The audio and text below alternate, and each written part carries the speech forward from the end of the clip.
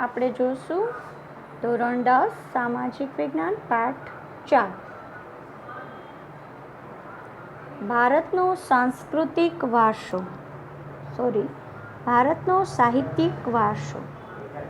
વિદ્યાર્થી મિત્રો, આપણે જોઈએ છીએ કે આપણા વિચારો છે, આપણા ભાવો છે, લાગણીઓ છે, આપણી ઉર્મિઓ છે વગેરેને બીજા માનવી કે બીજા પ્રાણીઓ સુધી આપણે પહોંચાડવા શું કરશું?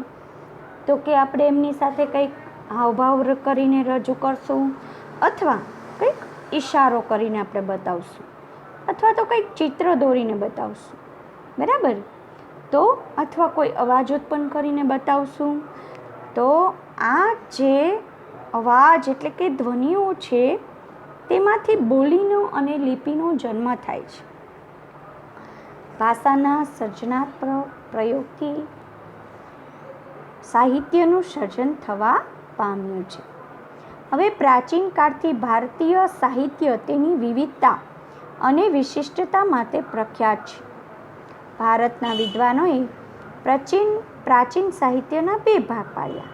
પહેલું વૈદિક સાહિત્ય એટલે કે વેદોને લગતું સાહિત્ય, અને બીજું પ્રશિષ્ટ સાહિત્ય એટલે કે આ ઉપરાંત પ્રશિષ્ટ એટલે આપણે જેમાંથી કંઈ પણ આપણે જોઈએ છીએ તેમાંથી શીખીએ છીએ તેમાંથી રહીશું। તો આ ઉપરાંત કેટલીક લોકબોલીઓ પણ લોકભાષામાં પણ રચાયેલું સાહિત્ય પણ પ્રચલિત હતું। લોકો જે બોલતા તેમની રચના કરવામાં આવતી। હવે ભાષા અને સાહિત્ય, તો કે ભાષાના ઇતિહાસમાં આપણે એક નજર નાખીએ તો સદીઓથી આપણે વિવિધ ભાષાનો ઉદ્ભવ થયેલો છે। જે પ્રજા આવતી ગઈ તો તે પોતાની ભાષાને શીખડાવતી ગઈ। તો આ ભાષાઓએ એકબીજા પર અસર કરી અને પ્રભાવ પડ્યો, તેથી ભાષાઓનું સમૃદ્ધ સાહિત્યમાં પરિવર્તન આવ્યું। પરિણામે નવી ભાષાઓ અને નવા સાહિત્યનું સર્જન થયું। તેનું ઉત્તમ ઉદાહરણ સંસ્કૃત ભાષા છે। હવે વર્તમાન સમયમાં સંસ્કૃત ભાષાનો ઉપયોગ ઓછો છે, આપણે જોઈએ છીએ, પણ ધાર્મિક કાર્યો અને પૂજા વિધિઓમાં તો આજે પણ સંસ્કૃત ભાષાનો ઉપયોગ થાય છે। સામાન્ય રીતે આપણે માનવી માટે તો અભિવ્યક્તિ કરવાની કે જીલવાની ઉત્તમ તક ભાષા જ પૂરી પાડે છે। આપણે કોઈને કાંઈ રજૂ કરવું હોય અથવા કોઈને કાંઈ સમજાવવું હોય તો ભાષા દ્વારા જ સમજાવી શકીએ છીએ। તો પ્રાચીન ભારતની લિપિ હડપ્પા સમયની છે, તો આ લિપિ આજે પણ આપણે ઉકેલી શક્યા નથી। તે સમયના લોકોની ભાષા કઈ હશે તે માહિતી હજુ પ્રાપ્ત થઈ શકી નથી। મહર્ષિ પાણિની સંસ્કૃત ભાષાના મહાન વ્યાકરણ શાસ્ત્રી હતા। તેમણે અષ્ટાધ્યાયી ગ્રંથની રચના કરી, એટલે 8 અધ્યાયવાળી ગ્રંથની રચના કરી। કયા સમયમાં કરી? તો કે ઈસવીસન પૂર્વે 4થી સદીમાં કરી। સંસ્કૃત ભાષાને આર્ય ભાષા કે ઋષિઓની ભાષા કે વિદ્વાનોની ભાષા, ત્રણમાંથી કોઈ પણ એક આપણે કહી શકીએ। તો આજના સમયમાં પણ વિશ્વ કક્ષાએ સર્વસ્વીકૃત, ખાસ કરીને કમ્પ્યુટર ક્ષેત્રે પણ બની છે તે। તો સંસ્કૃત ભાષા મુખ્યત્વે ધર્મ, તત્વજ્ઞાન, જ્ઞાન અને વિજ્ઞાનની ભાષા પણ હતી।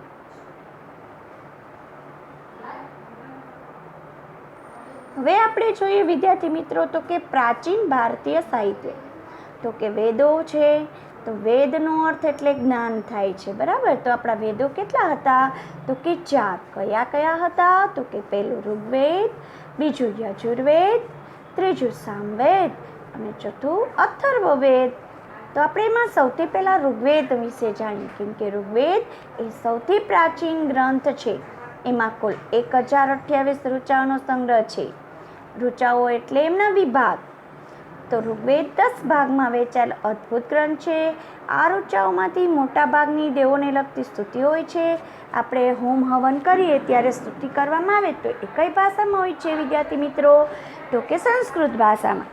તો આ સ્તુતિઓ યજ્ઞ પ્રસંગે કરવામાં આવતી હોવાથી પછી તેમાંથી ઉષાને સંબોધન કરતી, ઉષા એટલે સવારને સંબોધન કરતી કેટલીક સ્તુતિઓ પણ મનમોહક છે।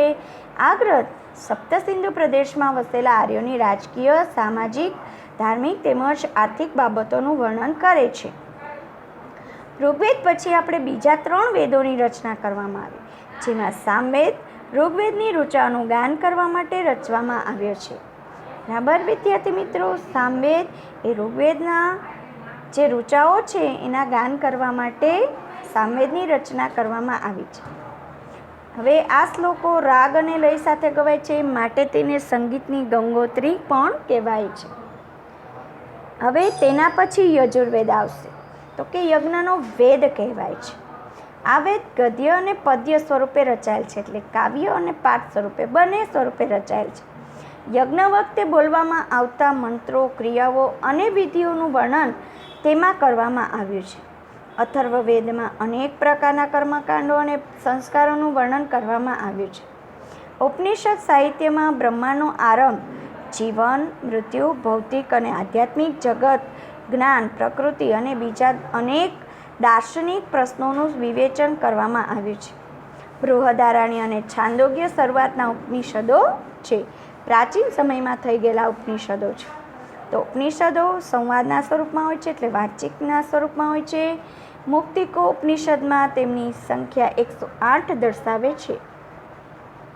હવે બ્રાહ્મણ ગ્રંથો જોઈએ, તો કે વેદોના મંત્રોનો અર્થ સમજવા માટે તેના પર પદ સ્વરૂપમાં રચાયેલી ટીકાઓનો બ્રાહ્મણ ગ્રંથોમાં સમાવેશ થાય છે. પદ સ્વરૂપ એટલે કાવ્ય સ્વરૂપ, બરાબર. તો આ રચાયેલી ટીકાઓનો બ્રાહ્મણ ગ્રંથમાં સમાવેશ થાય છે.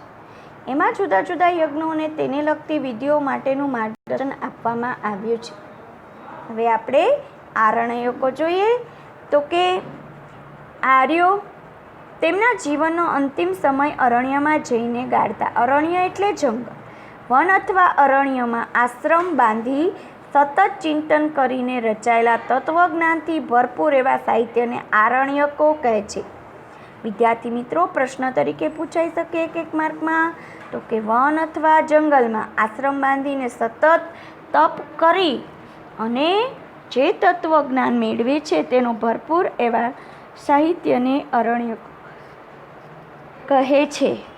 હવે વેદાંગ, તો કે વેદના અંગ તરીકે ઓળખાતા આ સાહિત્યમાં કર્મકાંડો ઉપરાંત ભરપૂર એવા સાહિત્ય, બરાબર, ઉપરાંત જ્યોતિષ, વ્યાકરણ અને ખગોળશાસ્ત્રનો સમાવેશ થાય છે. હવે આ ભારતના બે મુખ્ય મહાકાવ્યો છે. કયા કયા? તો કે રામાયણ અને મહાભારત. તેઓ પ્રાચીન ગ્રંથો છે. આ મહાકાવ્યોનું વર્તમાન કરતાં ઘણું નાનું છે. તેમાં અનેક દિલચસ્પ ઘટનાઓ તથા સાહસોનું વર્ણન કરેલ છે. મહાભારતના લગભગ 1 લાખ શ્લોક છે. તે વિશ્વનો સૌથી મોટો કાવ્ય ગ્રંથ છે.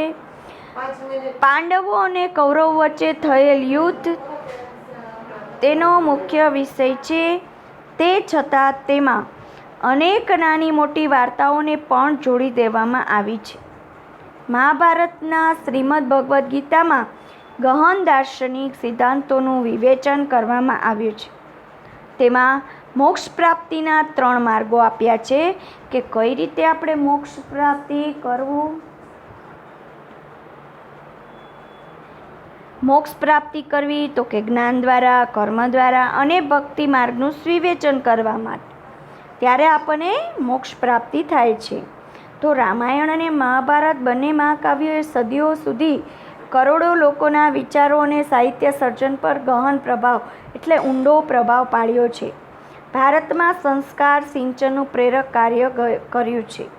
આ યુગમાં સંસ્કૃત ભાષામાં પુષ્કળ સાહિત્ય રચાયું, જેમાં ધાર્મિક અને લૌકિક એવી બંને પ્રકારની રચનાઓનો સમાવેશ થાય છે.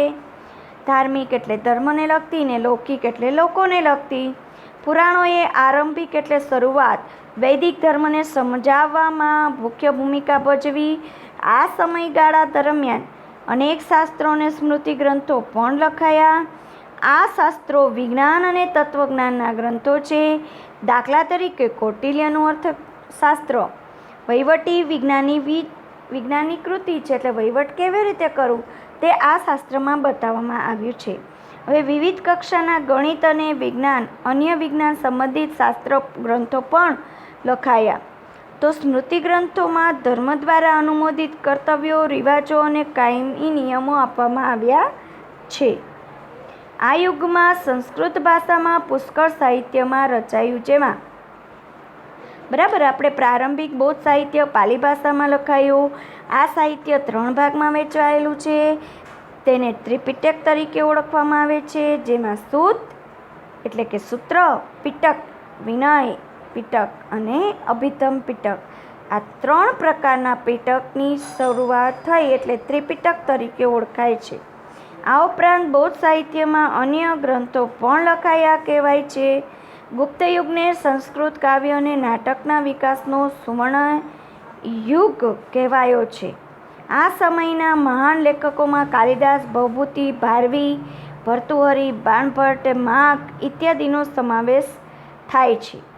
આ તમામ ભારતભરમાં વિખ્યાત છે, જેમાં કાલિદાસ તો વિશ્વ પ્રસિદ્ધ છે.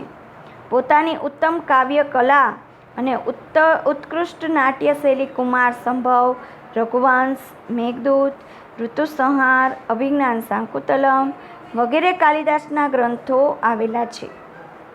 બરાબર. બાણભટ્ટ લિખિત હસ્તચરિત, સમ્રાટ હર્ષવર્ધનનું જીવનચરિત્ર છે. તો બાણે કાદંબરીની રચના કરી. આ સમયના અન્ય પ્રસિદ્ધ ગ્રંથોમાં ભવભૂતિનું ઉત્તમ રામચરિત, ભારવીનું કિરાતાર્જુનીયમ અને વિશાખાદત્તનું મુદ્રા રાક્ષસ, શુદ્રકનું મુચ્છકટિકમ અને દંડીનું 10 કુમાર ચરિતનો સમાવેશ થાય છે. આ ગ્રંથોના મુખ્ય વિષયો રાજકીય ઘટનાઓ, પ્રણય પ્રસંગો, રૂપકો, હાસ્ય પ્રસંગો અને તત્વજ્ઞાન છે. જૂની ગુજરાતી ભાષામાં પદ્ય સાહિત્ય રચાતું હતું. સમય જતાં ગુજરાતી ભાષામાં ખેડાણ થતાં અનેક કૃતિઓ રચાઈ, જેમાં નરસિંહ મહેતા, મીરાબાઈ, દયારામ, અખો, પ્રેમાનંદ, પ્રીતમ, ગંગા સતી જેવા સાહિત્યકારોએ પદો, ગીતો, ગરબી, છપ્પા, આખ્યાન કાવ્યો વગેરે રચીને ગુજરાતી સાહિત્યના વારસાને સમૃદ્ધ બનાવ્યો. એ પછી નર્મદ, નવલરામ, મહિપતરામ, રૂપરામ, નીલકંઠ, ગોવર્ધનરામ ત્રિપાઠી, કિશોરલાલ મસરૂવાલા, પન્નાલાલ પટેલ, ઉમાશંકર જોશી જેવા સાક્ષરવર્યોએ ગુજરાતી સાહિત્યને ખૂબ સમૃદ્ધ બનાવ્યું હતું. હવે આપણે વિદ્યાર્થી મિત્રો જોઈએ કે તમિલ, તેલુગુ, કન્નડ અને મલયાલમ એ નામની 4 જે ભાષાઓ છે, દ્રવિડ સાહિત્યનો આ સમય વિકાસ થયો તો એમ કહી શકાય. તો સૌથી જૂની ભાષા કઈ છે તો કે તમિલ. તો તેનું ઈસવીસનના પ્રારંભ જેટલું જૂનું છે. ભારતની પ્રચલિત પરંપરા અનુસાર 3 સંગમોનું આયોજન થયું છે, જેમાં અનેક સંતો અને કવિઓએ પોતાની રચનાઓ તૈયાર કરી. સંગમ સાહિત્યના અનેક વિષયો છે, જેમ કે રાજનીતિ, યુદ્ધ, પ્રેમ પ્રસંગ વગેરે. તો આ સાહિત્યનો પ્રસિદ્ધ ગ્રંથ એતુથોકાઈ એટલે 8 કાવ્યોનું જે સંકલન છે તે, પછી તોલ્કાપિયમ એટલે વ્યાકરણ ગ્રંથ આવેલો છે, અને પથ્થુપાતુ તો કે 10 ગીતોનો સમૂહ. આ પૈકીના એક કવિ તિલ્લુવલરે વિખ્યાત ગ્રંથ કુરલની રચના કરી. આ કાવ્યમાં જીવનમાં અનેક પાસાઓનું વિવેચન કરવામાં આવ્યું હતું. શિલ્પતિકારમ અને મણિમેખલાય પ્રારંભિક તમિલ સાહિત્યના વિખ્યાત પ્રસંગો ગ્રંથો છે. હવે આપણે મધ્યકાલીન સાહિત્ય વિશે જોઈશું વિદ્યાર્થી મિત્રો. તો કે ઉત્તર ભારતમાં મધ્યયુગની શરૂઆતમાં સંસ્કૃત ભાષા બની છે સાહિત્યની. તો આ યુગમાં કાશ્મીરમાં 2 મહાન ગ્રંથો રચાયા, જેમાં પહેલો છે સોમદેવનો કથાસરિત સાગર અને બીજો કહણની રાજતરંગિણી. તો એમાં રાજતરંગિણીમાં કાશ્મીરના ઇતિહાસને આલેખતા અન્ય મહત્વપૂર્ણ ગ્રંથ છે. સાચા અર્થમાં તો તે છે ભારતનો સર્વપ્રથમ ઐતિહાસિક જે ગ્રંથ છે. તો આ સમયની બીજી મહત્વની રચના જોશું જયદેવનું ગીત ગોવિંદ છે. હવે જેની ગણના સંસ્કૃતના સુંદર કાવ્ય ગ્રંથોમાં થાય છે. આ સમય અપભ્રંશ થયેલી ભાષામાંથી આધુનિક ભાષાઓની વીરતાપૂર્ણ વિધિ ચંદમબદરાઈ ગ્રંથની રચનાથી હિન્દી સાહિત્ય રચિત પૃથ્વીરાજ રાસો હિન્દી સાહિત્યનો પ્રારંભિક ગ્રંથ છે. પૃથ્વીરાજ ચૌહાણના વીરતાપૂર્ણ કાર્યોનું વર્ણન ફરતા ફરતા આ મોટા પ્રમાણમાં રચના થઈ છે.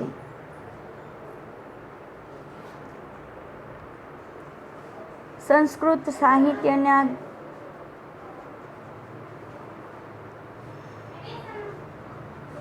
દક્ષિણ ભારતના સંસ્કૃત સાહિત્યની ગ્રંથની રચના હિન્દી સાહિત્ય જગતમાં વીરગાથા યુગનો પ્રારંભ થાય છે. આ સમયે દક્ષિણ ભારતમાં સંસ્કૃત સાહિત્યની